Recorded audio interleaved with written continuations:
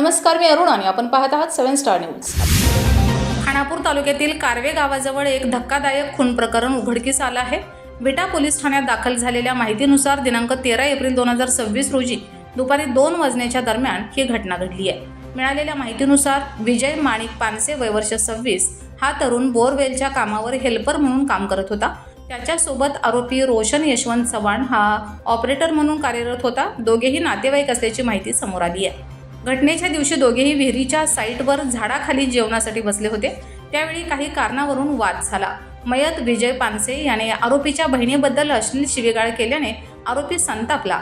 या संतापाच्या भरात आरोपीने जवळील कांदा कापण्याच्या चाकूने विजय पानसेच्या छातीवर वार केला। या हल्ल्यात गंभीर जखमी झालेल्या विजय पानसेचा मृत्यू झाला। या प्रकरणी जयवंत नारायण देशमुख यांनी विटा पोलीस ठाण्यात फिर्याद दिल्यानंतर गुन्हा दाखल करण्यात आला। घटनेची माहिती मिळताच पोलीस घटनास्थळी दाखल झाले असून पंचनामा करून पुढील तपास सुरू करण्यात आला। या प्रकरणाचा तपास सहाय्यक पोलीस निरीक्षक जालिंदर पळे करत आहेत। दरम्यान या घटनेमुळे परिसरात कोणतीही तणावपूर्ण परिस्थिती नसून कायदा व सुव्यवस्था अबाधित असल्याची माहिती पोलीस निरीक्षक धनंजय फडतरे यांनी दिली आहे। पोलीस प्रशासनाकडून या प्रकरणावर बारकाईने लक्ष ठेवण्यात येत आहे। रमेश जाधव, 7 स्टार न्यूज, विटा।